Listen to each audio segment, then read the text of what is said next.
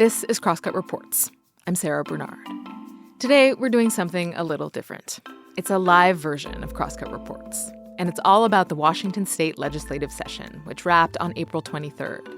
This conversation was recorded on May 4th as part of the Crosscut Ideas Festival. Hello, and welcome to the Crosscut Festival. I'm Sara Bernard. I talked with Crosscut state politics reporter Joseph O'Sullivan and Melissa Santos, a reporter with Axios Seattle, about a number of new laws that impact gun ownership, abortion and gender-affirming care, and housing. We also talked about lawmakers' last-minute failure to find a fix for the state's temporary drug possession law, and a little bit about Governor Inslee's recent announcement that he will not be running for a fourth term in office. It's a rundown of the highlights and lowlights of the session from a couple of journalists who know a lot about all of it. Last thing, this is just one of dozens of great conversations that were part of the Crosscut Ideas Festival this year. If you'd like to hear more, subscribe to Crosscut Talks. That podcast will be dropping new episodes every Tuesday and Thursday for the next few months.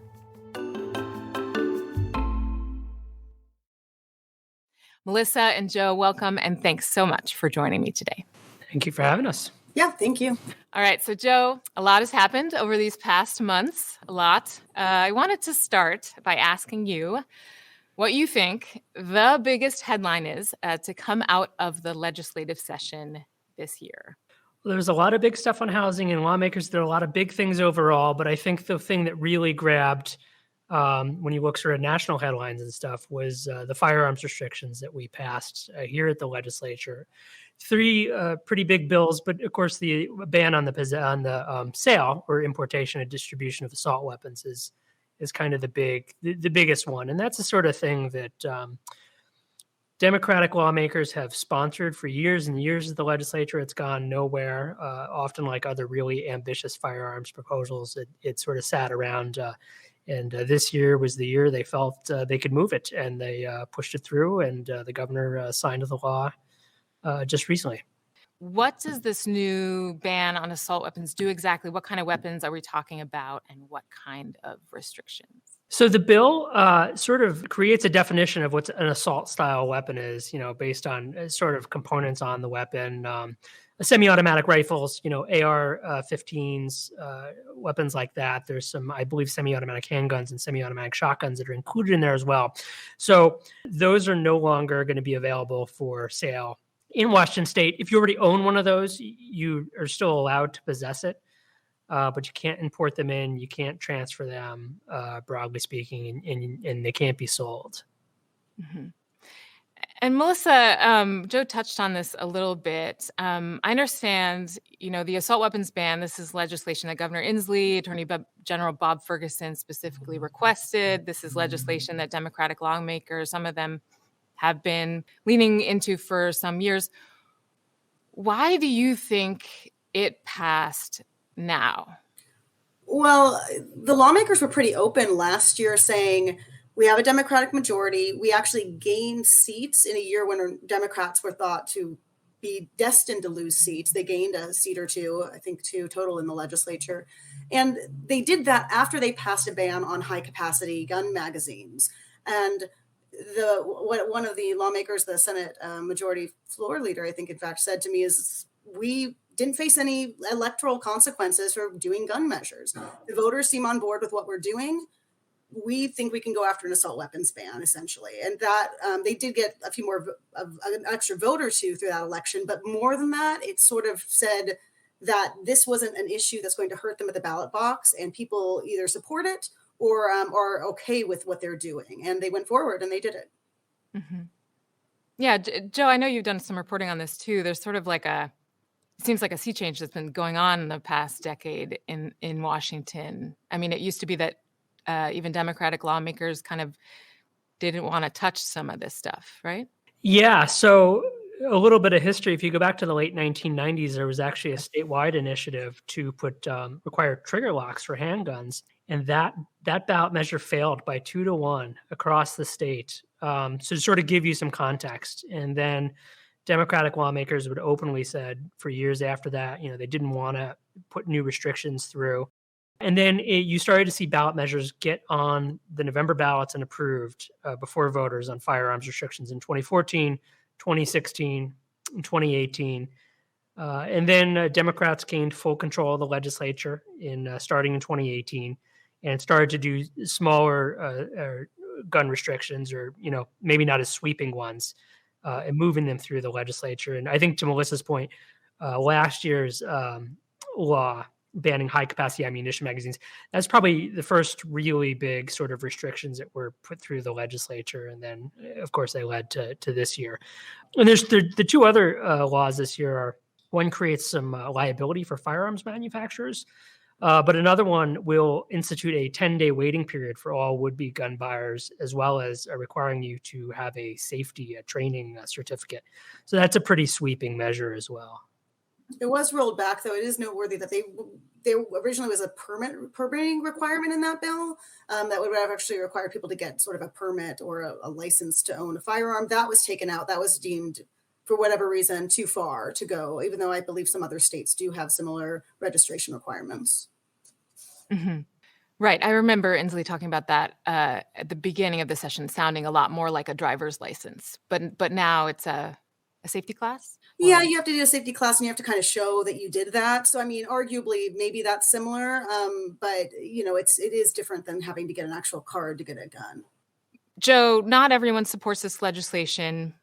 Obviously, for example, there's already been a lawsuit filed against the assault weapons ban.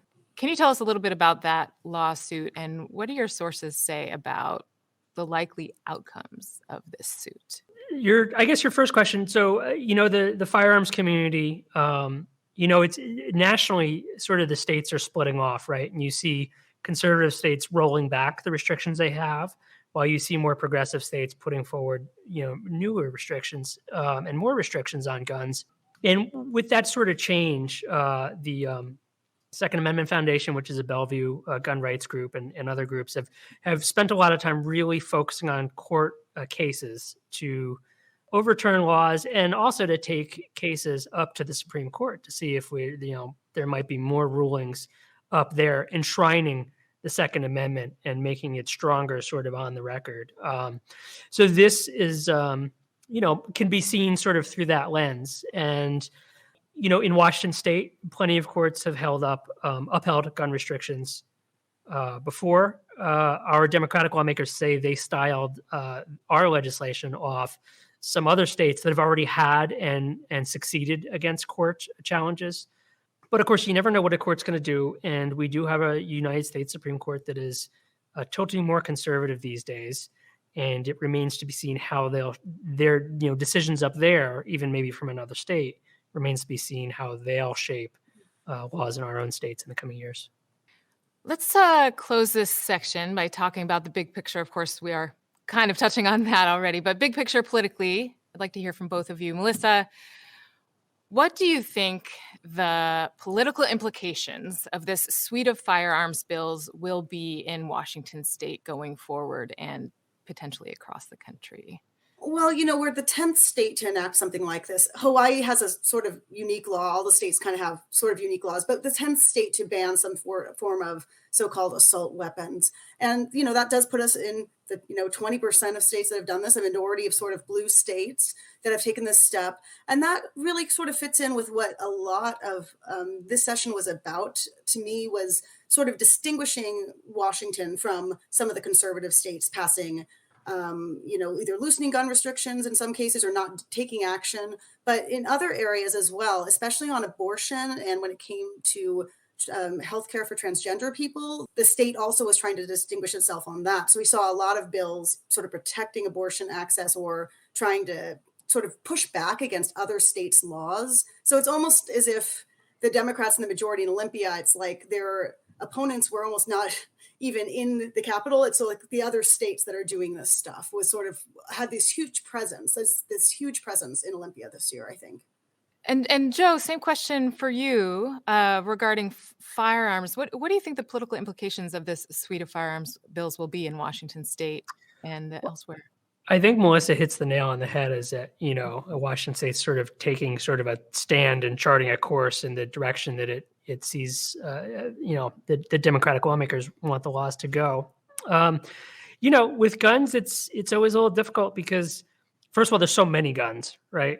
And Washington, when you think Washington, we're an old Western state, right? We had very loose gun laws for a long time. Culturally, they're kind of part of parts of the community. I don't know what the short-term impacts will be. There's a lot of firearms out there. And at the end of the day, more people die in Washington state from suicide rather than homicide. More firearm fatalities come from handguns as opposed to rifles in Washington state. So we'll sort of see. I mean, I think when I think about these laws, you think of like a lot of different laws they've passed over many different years. At some point, you would imagine they'll start to add up or not, and we'll find out.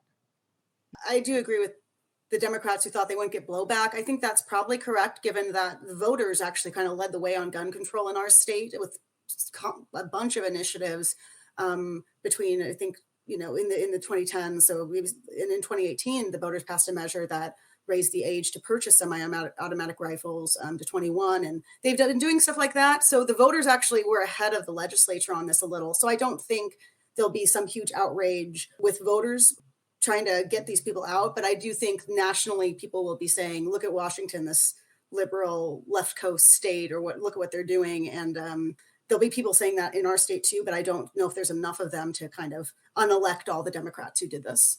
Mm-hmm. Melissa, you already brought up something I was going to ask you. Speaking of other nationally resonant issues, the way that the Washington state legislature has sort of been bucking some national trends we've been seeing in Republican-controlled state legislatures specifically regarding abortion and gender-affirming care. I wonder if you could talk a little bit about some of the bills that we saw the legislature pass this spring in that regard. Could you tell us about those bills and the reasoning behind them? Yeah, I mean, one of the biggest ones that the governors just signed into law is what some refer to as an abortion shield law, sort of. It basically says that if people come to Washington state to get an abortion and they're coming from a state that restricts that practice, restricts that procedure, our law enforcement can't, send over information. Courts aren't supposed to participate with subpoenas to assist with those other states' investigations, because some states have made it a criminal penalty to have an abortion. And same for doctors who maybe provide those abortions to out-of-state residents who travel to Washington. There's been a big concern about those state laws in Texas and Idaho that have really cracked down on abortion, reaching over state lines into Washington and other states that still allow abortion, because we have it protected in our law.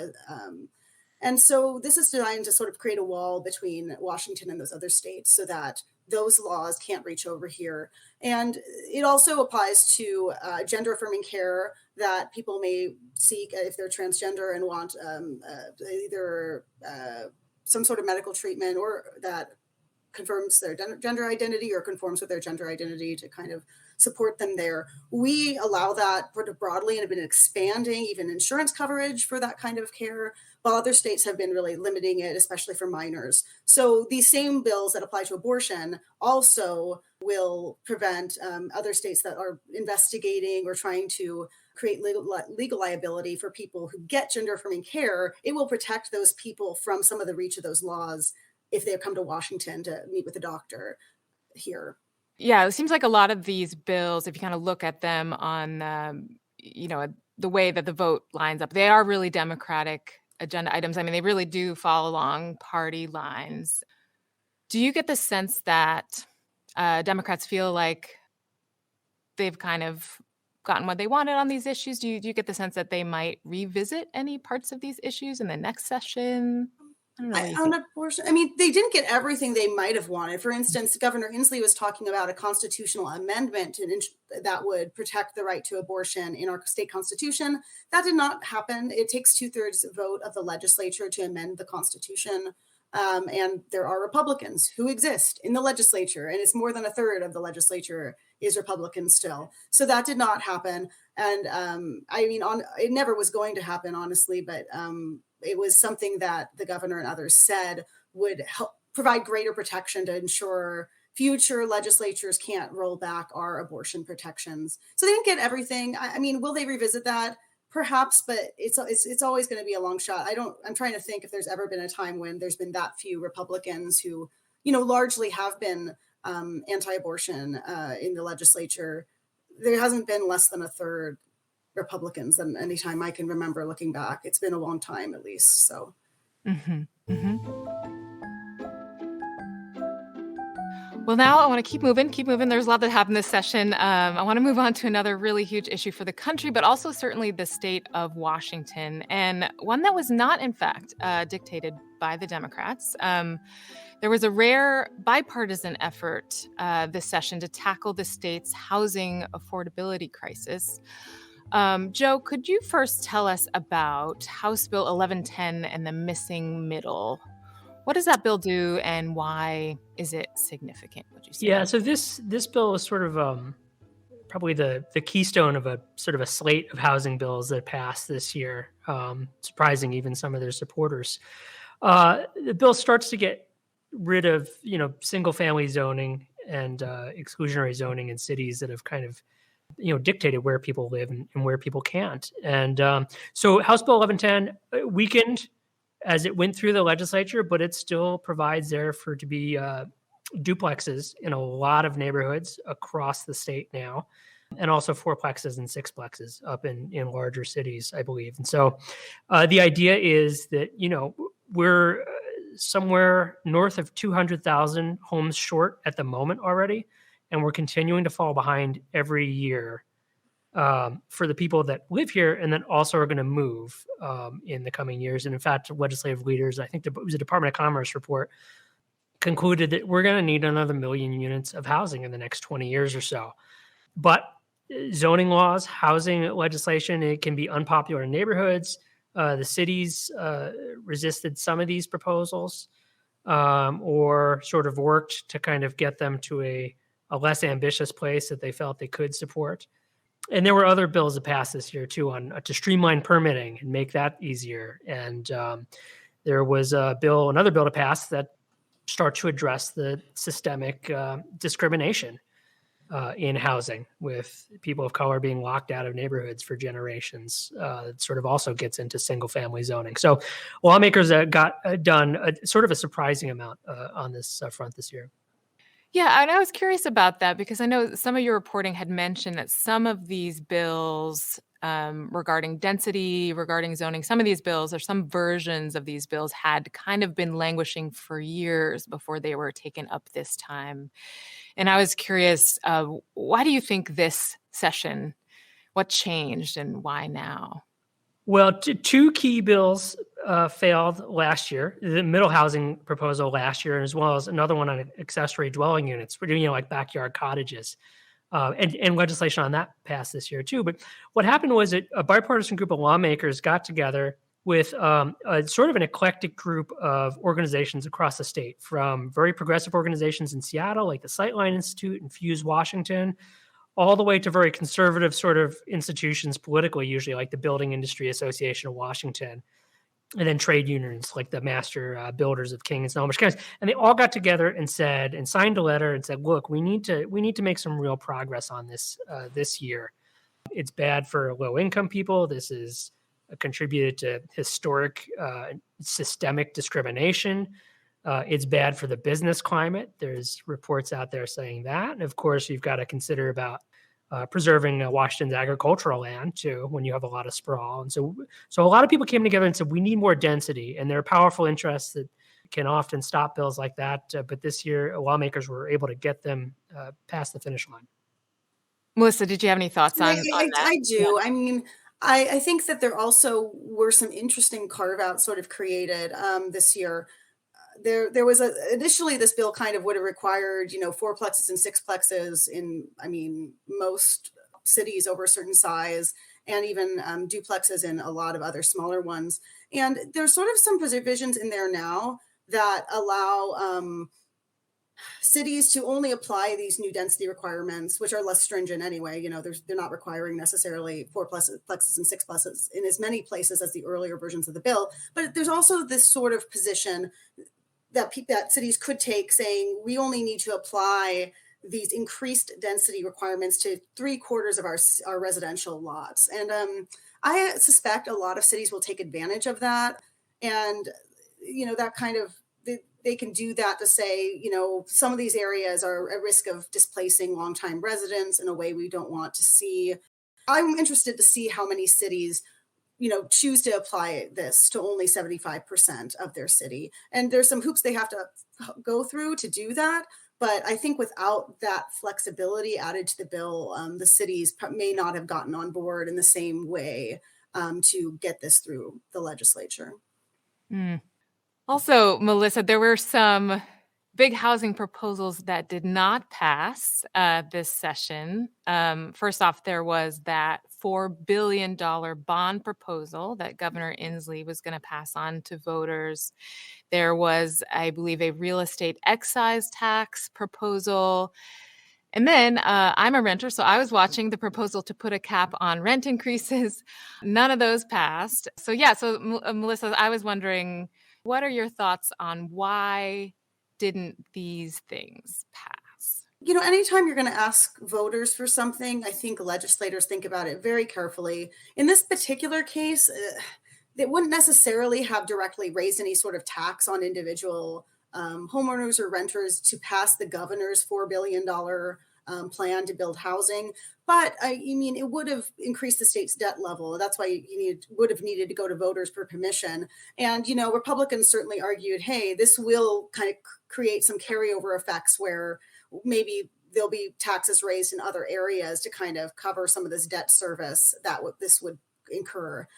So I think that it's just hard to go to voters for something, like that. It would have perhaps made the session more about asking voters for things than some of the other significant things they were trying to focus on, like gun measures. Also, I think that the landlord lobby is extremely strong in Olympia. That's always been the case. And some of the proposals to limit rent increases to, the inflation or 3 to 7%, sort of whatever is required by the bill. There were various versions. That was hard for landlords to stomach, and there was some concern that it might increase the cost of housing and have some landlords be less likely to rent their properties. And I think that that's always something that comes up at the legislature. And there might be some truth to that, but it's just a really hard thing to do when they're focused on these other bills. You just can only do so much in a session sometimes for lawmakers. And I think they kind of chose to focus on the missing middle housing bill and the density requirements. And so maybe next year they'll focus again on the sort of, it's not exactly rent control, but sort of limiting the rent increases. That might be an issue that comes up again next year. I'm sure it'll come up, but maybe they'll be more inclined to focus on that issue next year. Mm-hmm, mm-hmm. Yeah, Joe, what do you think? I'm just curious. I think that if you ask the lawmakers themselves, they'll acknowledge that, a lot that they wanted to get done didn't get done on housing, and they'll be back next year with more proposals. One that died was a Republican proposal to split lots. So if you own like a 5-acre lot, you could split lots and put one additional house on there.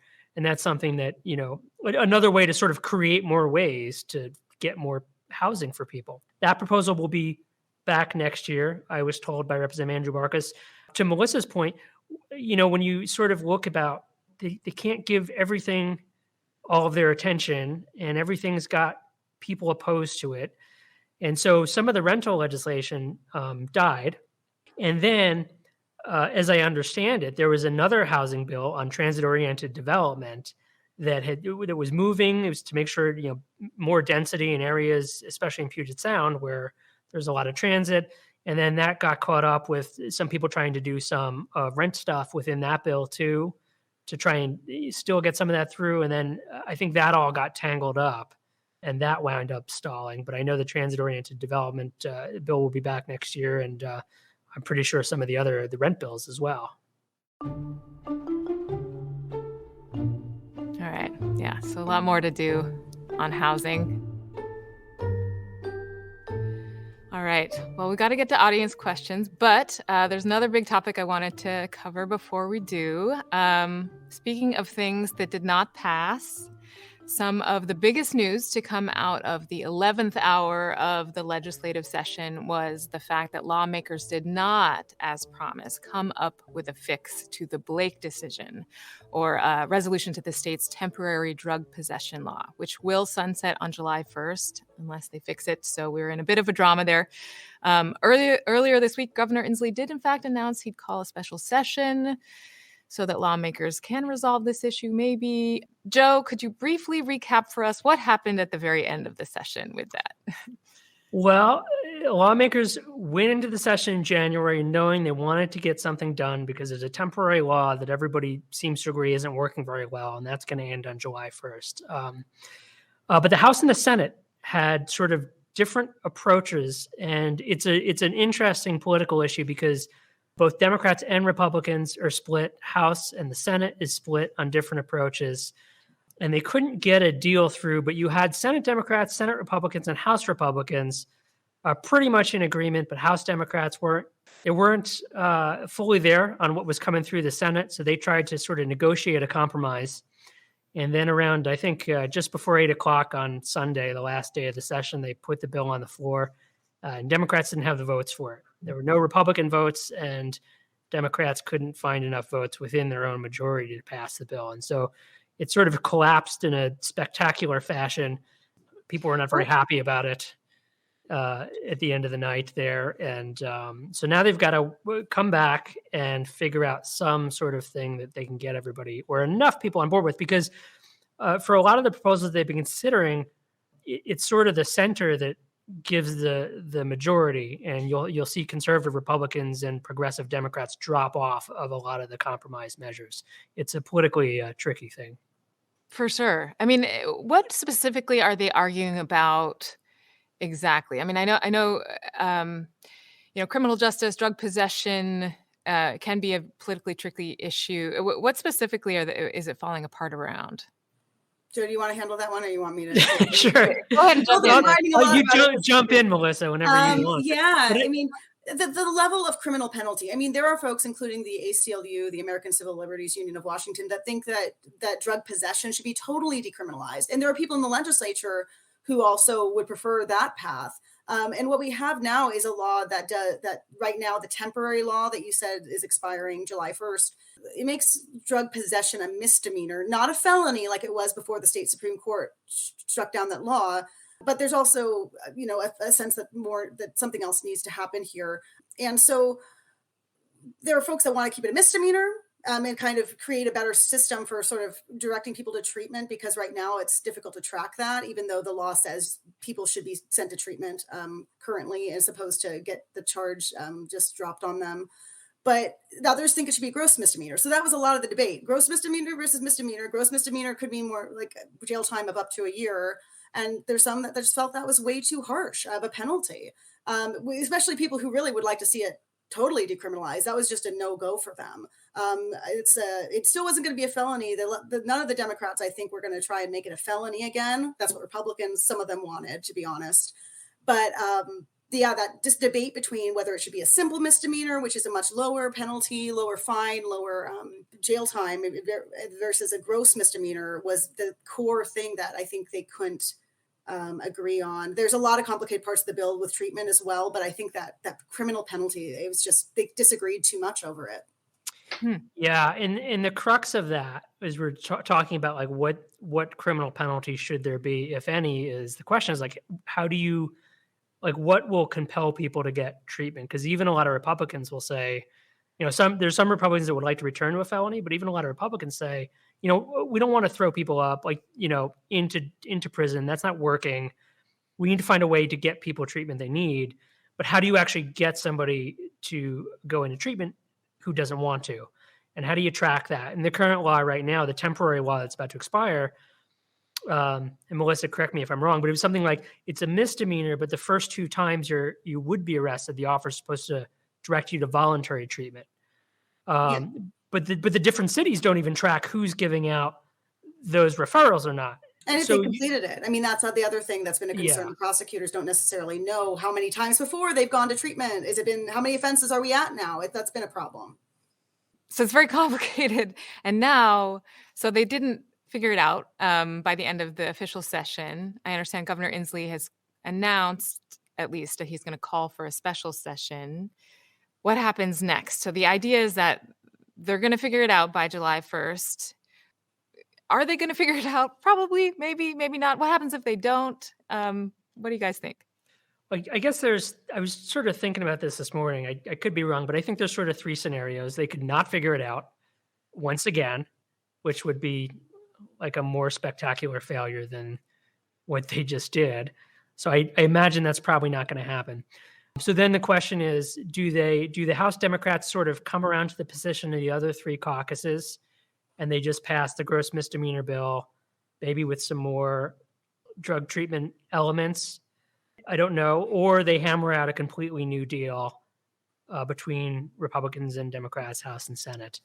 So I guess we'll see. I think when the governor put out his news release announcing this, he basically said that, they're still working on it. They're still talking. Yeah. So there's not a deal yet, even though they'll be set to come back soon. Right. Sometimes the deadline, because special sessions expire after 30 days, but the governor could call another one before the July 1st deadline if they're not done. And I'm trying to remember. I mean, there was a time they had to finish basically everything, but they had some issues with a Supreme Court decision on water rights, and then the capital budget got caught up in it. I can't remember, Joe, if they did 2 special sessions for that or not. I'm trying to remember. But sometimes there's no guarantee that just because the special session is called, that they'll go in there and do it in 3 days, like I think was what the governor might prefer, a swift resolution to this. They could delay for 30 days, keep going, and have the governor might call another special session. They're coming up to that July 1st deadline and being like, okay. They usually respond to deadlines. Like Joe and I have covered many sessions where 24 hours before the government is set to shut down, they finally come up with a deal to avert a government shutdown with the budget. They respond to deadlines. So I wouldn't be totally surprised if it takes a lot closer to July 1st than we think for them to kind of come to a political arrangement and agreement, because this is just such a complicated issue with different people and different corners of it. It's not really divided by party cleanly either. Mm-hmm.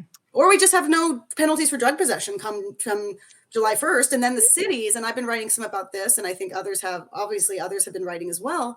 All these city council members, including in Seattle, have been proposing their own penalties for public drug use or drug possession. And so it's not necessarily that drug use will be legal everywhere or there'll be no criminal penalties for drug possession anywhere in the state, but they might be local ones that then are different from one jurisdiction to another.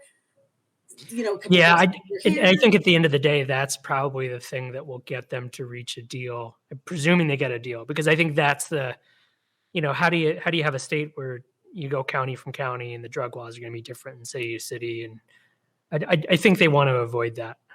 I do think majority Democrats don't want the message of their session where there's a lot of things that we talked about that they think they're proud of. They don't want the whole takeaway message to be like, we just decriminalized drugs necessarily with no real plan, with it not being a sort of an intentional decriminalization. I don't think that's what any of them want. Even the people who want decriminalization would rather do it as a conscious choice as opposed to just sort of a political failure to find a plan.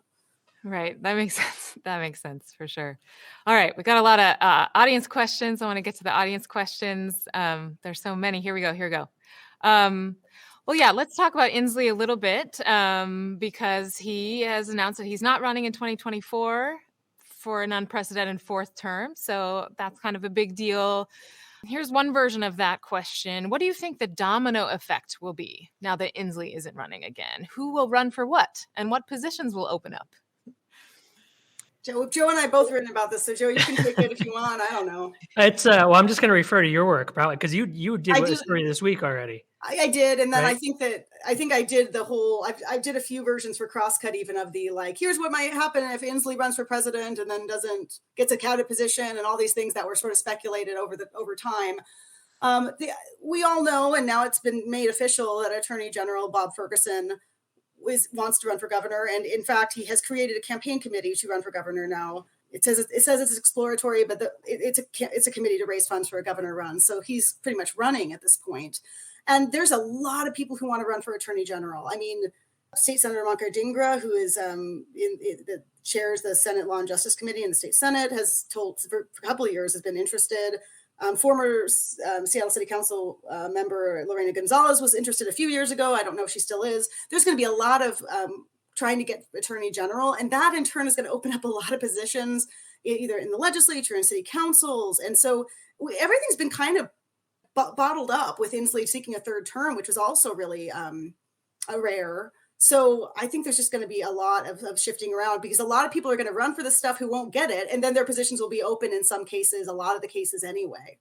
So more people can rise up and run for those. Mm-hmm. And I think to that point, and people I think are expecting Public Lands Commissioner Hillary Franz to jump into the race too. So there's another statewide elected office that people are going to want to run for. And so we're likely to see a lot of dominoes. Mm-hmm. Yeah, and then I was surprised by this, but anyway, we could talk about speculate on lots of scenarios. But there's a state senator who's kind of been a thorn in some of the more liberal Democrats' side. State Senator Mark Mullet did tell me he's really mulling a run, and people have been asking him to run for governor. And I was like, oh, okay, but I think he would have to not be on the ballot for Senate again, so that could open up some legislative seats. That's kind of how that works. You can't be on the ballot for two offices on the same ballot in most cases. All right, so totally different topic. Legislators and the governor have said for several years that mental health is near the top of the legislative agenda. Did they do anything substantial on behavioral health this year? Maybe mental or behavioral health this year?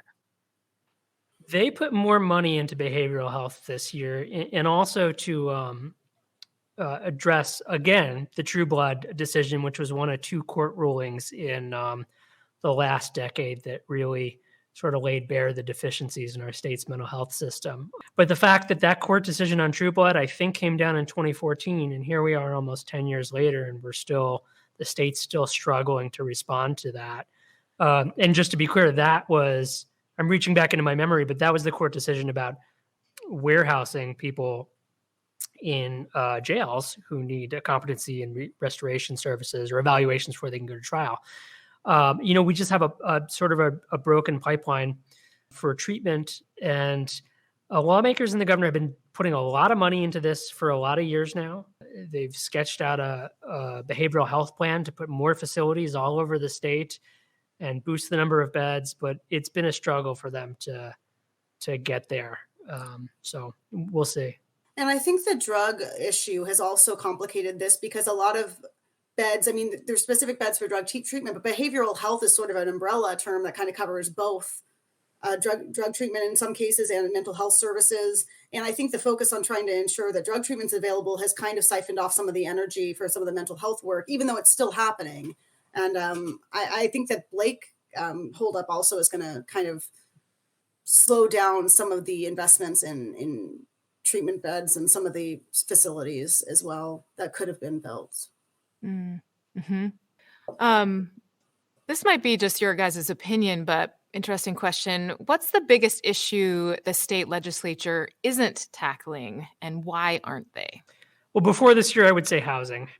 They've been really slow to move on some of the permitting and regulation and zoning stuff that it's just going to take to build a whole lot more housing. And I also say that because it's not just housing as in, oh, you're a home buyer, you're going to buy your first house, you're a middle-class person, but a shortage of housing sort of impacts people all up and down the income spectrum. And so when you have less housing, it's going to make it harder for renters to keep up. It's going to potentially push more people into homelessness. But I think that we were just talking about mental health, right? Mental health has been something that lawmakers have focused on for many years now, and it's still a problem. And it shows you just how big these societal problems are and how it takes so long for the legislature to be able to kind of identify the problem, figure out some solutions, get moving, and do the things necessary to correct them. So as far as our next problem, I'm not sure. Melissa, is there any pop into your mind? Gosh, I would refer to your work, Joe. They don't seem to really care about a lot of government transparency issues anymore. And this is something that's important to journalists, but they just keep trying to find different ways to hide their working records. It's just kind of, frankly, annoying. I know that's not really an issue that probably concerns the public as much, but if we can't really figure out what they're doing, we can't really tell you guys what's happening. And that's always kind of annoying. They've kind of just doubled down on new efforts to try to kind of keep some of their documents secret. And that's pretty disappointing in a way. Yeah, and we're seeing a rollback of democracies around the globe, right? We're seeing it harder to get information in the United States on what your government's doing from the federal government. Our FOIA law is not doing as well as it used to by some metrics. We're moving to a more opaque society, and the Democratic majorities here in Washington are going along with that so far. And it remains to be seen how far they're going to take us backsliding. Washington's Public Record Act is considered sort of nationally recognized as one of the strongest open records laws, good government ethics laws in the nation. Yeah. Another topic for a whole other panel, I feel like. But Joe has done a lot of great reporting on that. So check it out, crosscut.com. I feel like I only have like one more minute. So I might not have enough time to cover this all, but this is sort of related to the SHIELD laws. Do we ever coordinate with other states to try and pass bills to address interstate issues?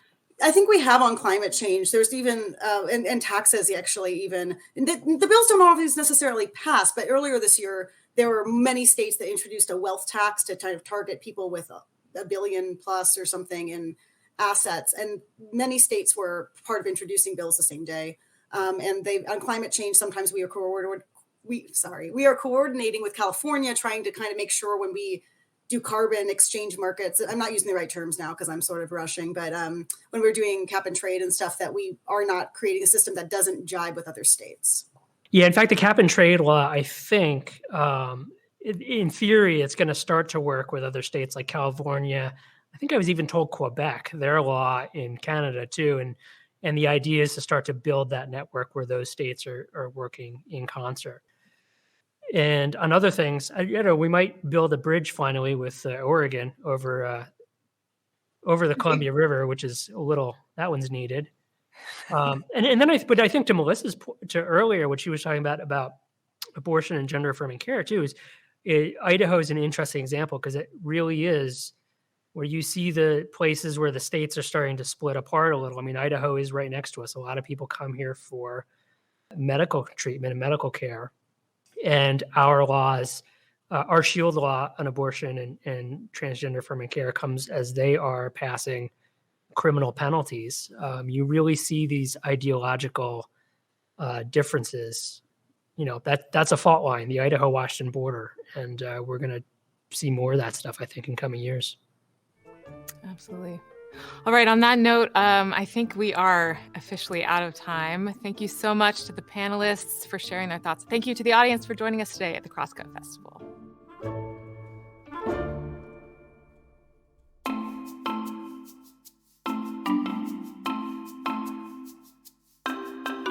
Thanks for listening to Crosscut Reports. This episode was reported by Joseph O'Sullivan and Melissa Santos, produced by me, Sara Bernard, and engineered by Rusty Bacall and Victoria Ralph. And the event was produced by Jake Newman and Ann O'Dowd. Madeline Happold managed our audience engagement. Our story editor and executive producer is Mark Baumgarten. You can subscribe to Crosscut Reports wherever you listen. And whatever platform you're listening on, please review us. We'd love to know what you think of the show. Also, if you'd like to support the work we do at Crosscut, whether it's our lineup of podcasts, the video docu-series we stream every week, or the in-depth reporting we deliver every day, go to crosscut.com/membership. In addition to supporting our journalism, members receive complete access to the on-demand programming of Seattle's PBS station, KCTS 9. For the latest political, environmental, and culture news from the Pacific Northwest, visit crosscut.com. Crosscut Reports is a product of Cascade Public Media. I'm Sara Bernard. We'll be back soon with another episode.